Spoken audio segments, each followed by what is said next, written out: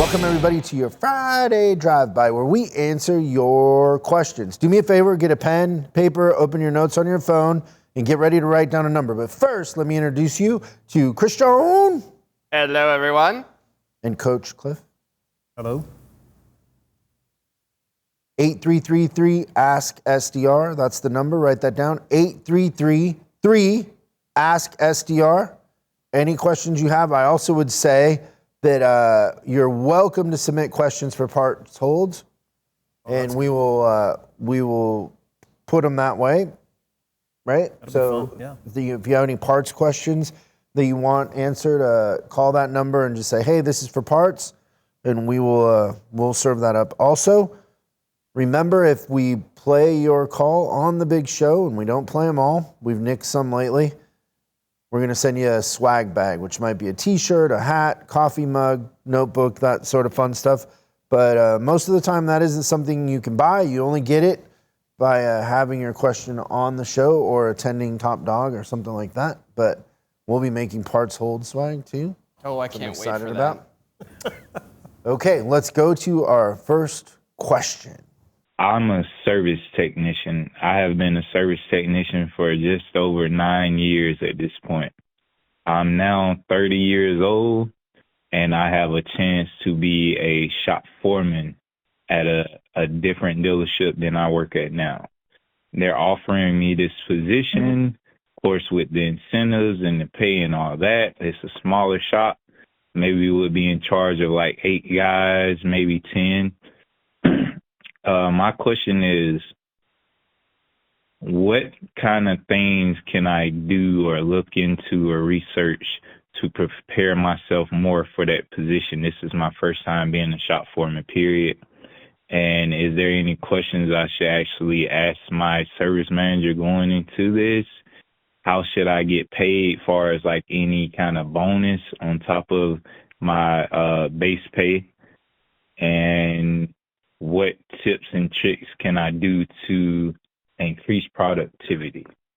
Okay, great question, Gary. And there's a lot there to kind of unpack. So the first part of this is understanding that when you go from being responsible for your individual performance to being responsible for others' performance, and to a varying degree, you're going to have newbies, you're going to have vets.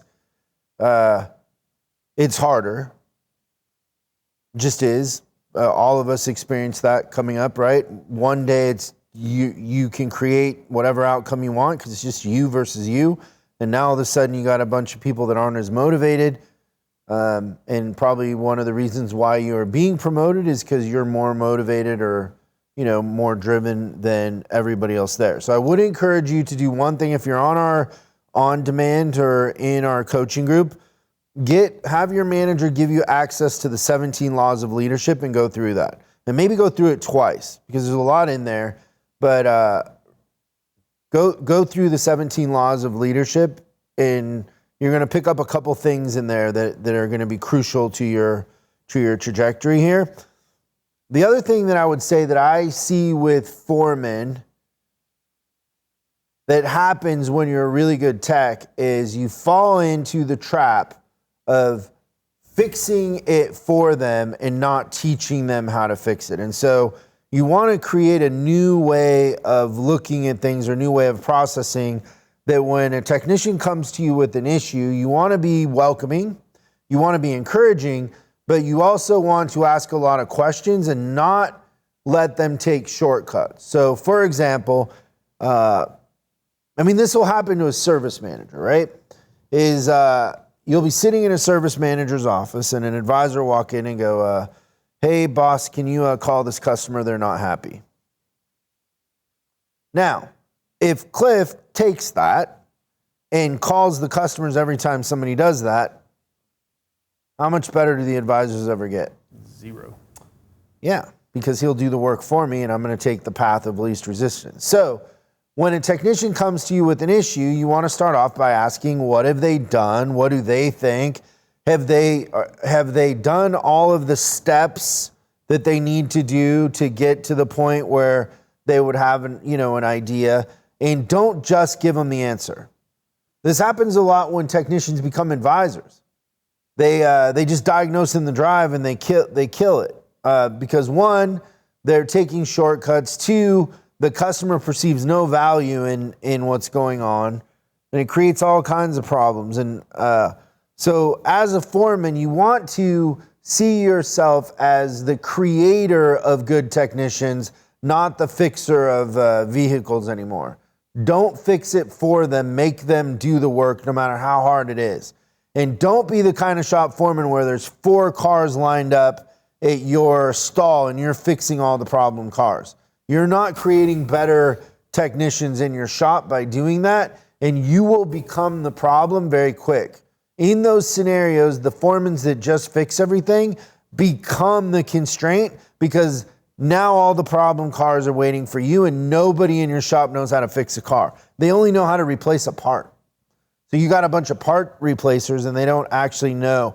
So go through the painstaking process of making them figure it out while being encouraging, while being fair, and not making them feel inferior because they don't know something.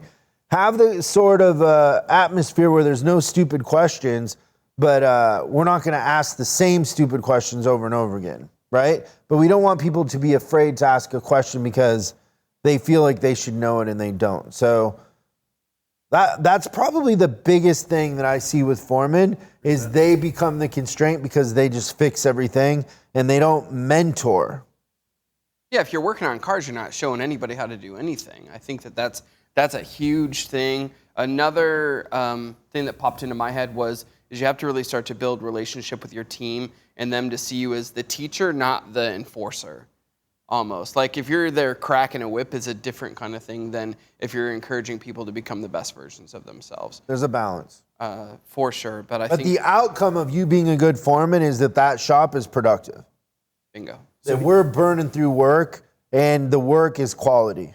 He asked that about the production, increasing the production, but I think key is what you've already touched on is him not identifying himself as the guy who's fixing everything anymore. Because sometimes it does bottleneck everything. He's thinking about, because a lot of them identify that, well, I'll take away all the hard jobs and I'll take them on all myself, and that'll thereby increase the production of the shop. Yeah.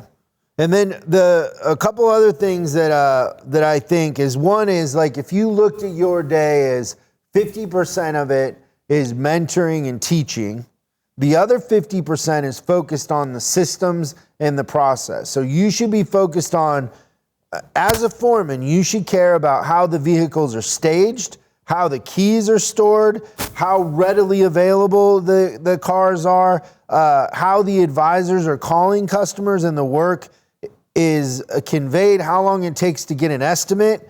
You should be concerned about the quality of the inspection. So the more successful foremen out there are re-racking and double checking the quality of the inspections, and in a fun way, and making it a learning exercise, not a condemnation.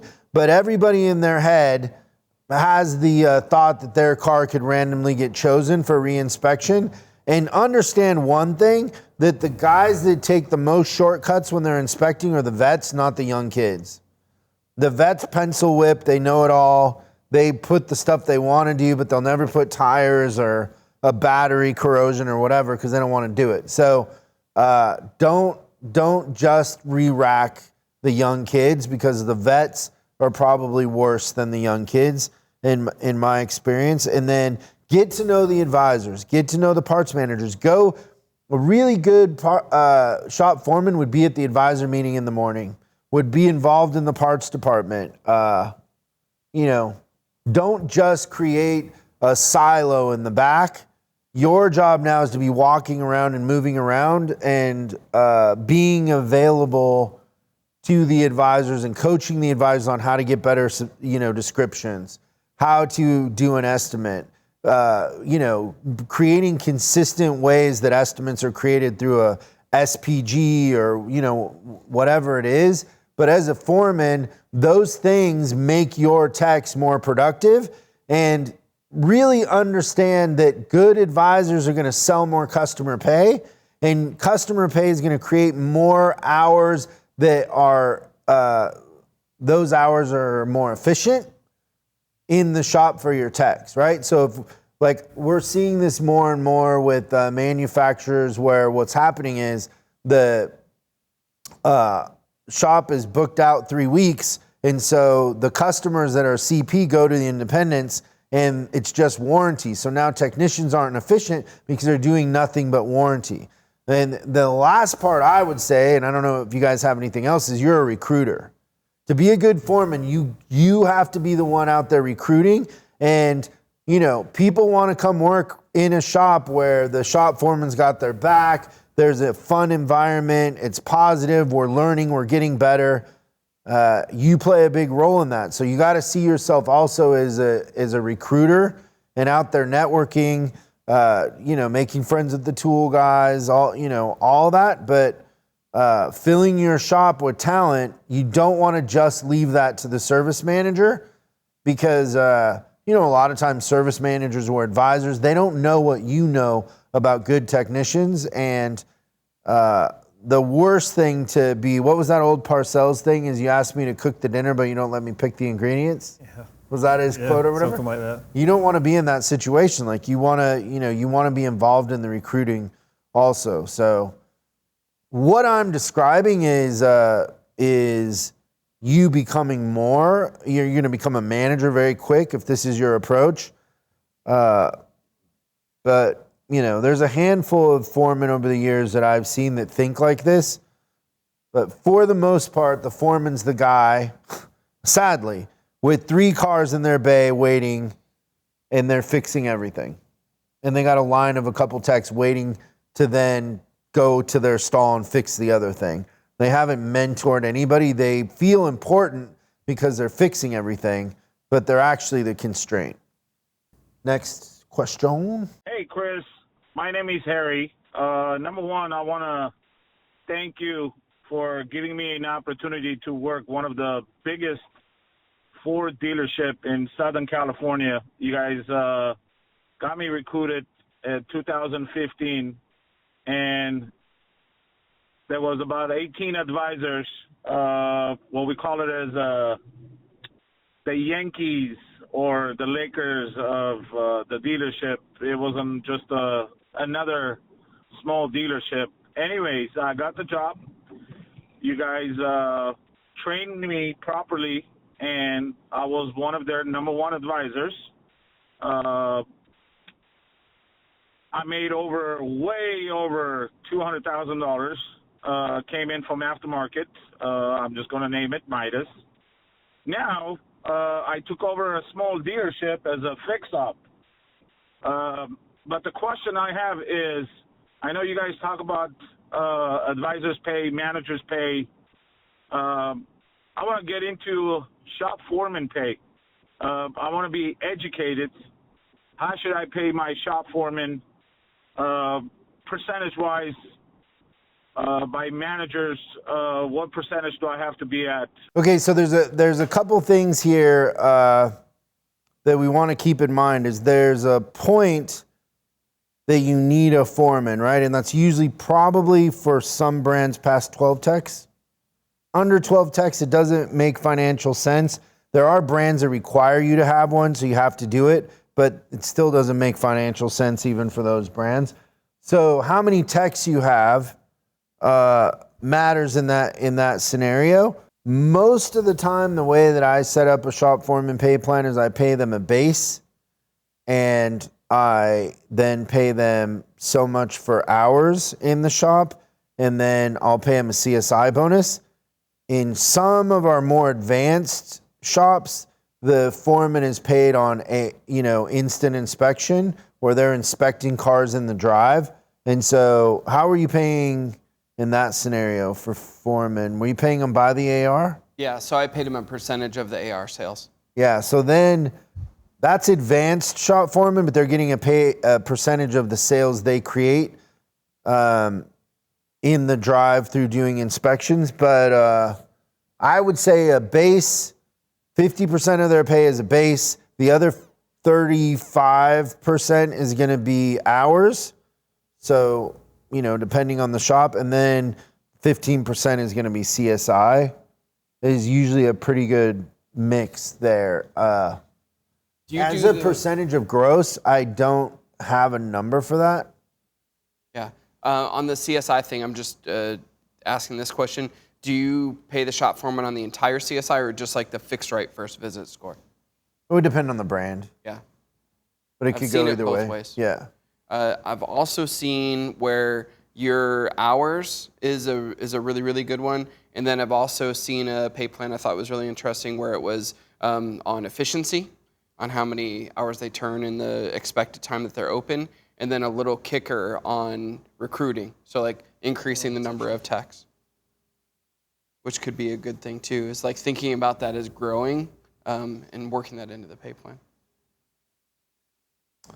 Yeah, You wonder, like, if a foreman got $2,000 for every new tech coming in, how motivated they would be. Extremely motivated to start talking to people, going where they're having lunch. Like, that's a great point. Would be the cheapest way to hire techs. Pay them $2,000 everybody they bring in. Yeah, well, and also you could assume that the foreman's not going to hire somebody they don't want to manage, so they wouldn't want to hire somebody that didn't help out the other stuff, right? Yeah, you would hope they would be discerning. For the most part, they would. There'd be a lot of those guys are talking within their community. I mean, they talk to each other. They know each other. So great stuff. Thanks for the call and the kind words.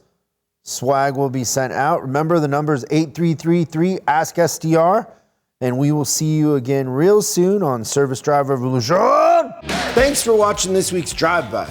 I hope we gave you something to think about over the weekend. We're uploading new stuff every day, so make sure you subscribe and click the bell icon so you don't miss out. If you have a question you'd like us to answer on the show, call 8333 Ask SDR and we'll answer your question on the show. That's 8333 Ask SDR. For special deals on our books and training, head over to offers.chriscollinsinc.com. Now that's offers.chriscollinsinc.com. I'm Chris Collins, and I'll see you in the next video.